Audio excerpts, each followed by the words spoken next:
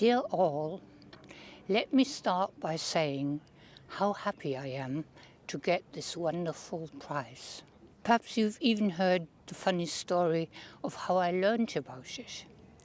I had been nominated by Germany twice already, and both times, of course, been very excited when the winner was proclaimed, keeping my fingers crossed until I realized that it's actually 80 countries taking part. So how likely was it that I would get the prize? I just forgot about it. Therefore, I didn't even know what day the decision was proclaimed this time, and you can imagine how absolutely surprised I was when my telephone rang and I heard I was the winner. But perhaps I should first of all tell you a bit about my writing life. The prize was something that I hadn't planned, and this, you will notice pretty soon, is something that frequently happened in my life. I had never planned to write a book. I was a teacher, and believe it or not, I loved my job. But then my husband and I adopted our first child, and to my surprise, I was forbidden to carry on working afterwards, which was a real shock for us. We knew that the money my husband earned wouldn't be enough for us, and I wasn't allowed to work anymore. So what could we do? What could I do without anybody noticing? That's when I thought of writing. Who would notice I had written a book? Nobody. This could be the solution of our money problems. Yes, sorry, but the story really is so banal. So I wrote the first 3 chapters of a book and sent them to 5 publishers. And while 3 of the publishing houses never even answered, 2 were actually willing to publish the story I suggested. And one of them was the favorite publisher of my childhood, so that's who I chose. You probably won't be surprised, by the way, to learn it was a book about adoption, which, as you know, was my personal situation and the reason why I wrote. And how lucky I was that, having been a teacher, I knew such a lot about children of different ages. This, of course, really helped. Sorry if this sounds as if luck was always on my side. I was even luckier.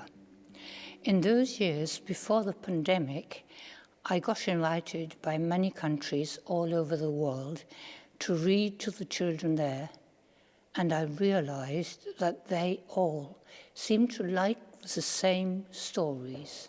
But at the same time, in many countries, many of the children didn't seem to be able to read properly.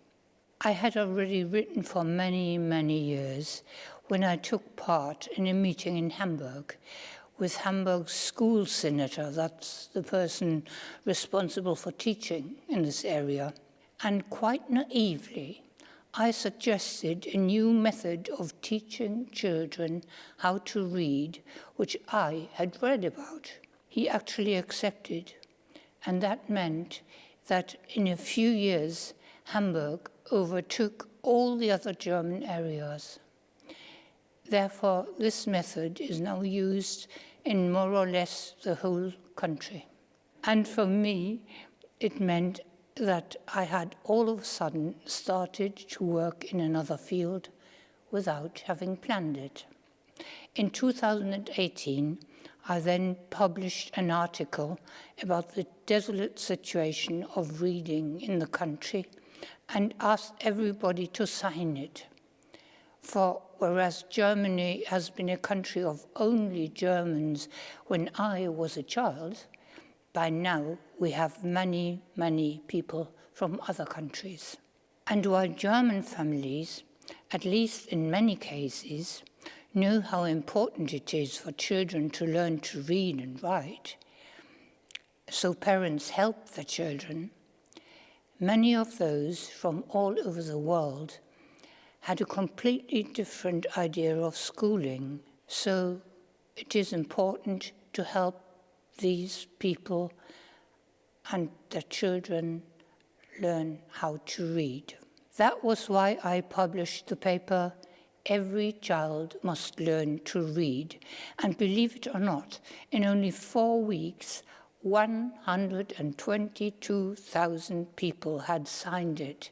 And from then on, learning to read, became an important topic in our country. And I'm really, really happy I had a chance to help there. By now, all over Germany, learning to read is a main topic, something that is important as all the children have different backgrounds and only this way we reach them all. So at this point, let me say something. The situation of children learning to read will be different in all our countries. Different languages, different writings, different relationships between teacher and class, different sizes of classes. In some countries, many children will own a laptop or some other digital instrument and spend a long time using it. In others, they won't. And perhaps at the end of the teaching process, you really have the feeling that all your children have learned how to read and write. And I do hope that you are right. But those of you who have the impression that many or even only some of their children can't, perhaps you try to do the same I did and in the way correct for your country. But let me carry on telling you about the amazing way my life went on after spending such a long time on the process of reading. In 2007, I was lucky to get the German Literature Prize for Children's Literature, which also meant a sum of 10,000 euros, which of course I decided to donate. But what for? Fortunately enough, the very same day I sat down and started to brainstorm, there was an article in a German paper about a small country in Africa, Eswatini, and about an organization in Germany trying to help. Africa was far away, and to be honest, I didn't know much about it. But I decided to give my donation to that small organization, and only a short time after that, I took a plane and checked the situation myself. That way, I started to help in that area, and I learned such a lot about the way people live there, in the cities, but also in the far-off areas which you can reach with your car, though there are no roads anymore. I'm ever so grateful I got the chance to see that part of the world, since from then on I visited Eswatini about twice a year, and I wish I had the time to tell you about it. But that isn't our topic today. For me it meant I started to write books about living in that area, about a boy called Tabu, and I'm glad that there was even a film made of this.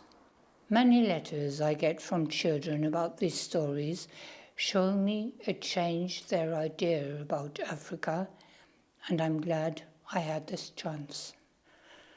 This was a long speech, and I thoroughly thank you for listening. And remember, won't you, what I said about supporting children in your countries learning to read.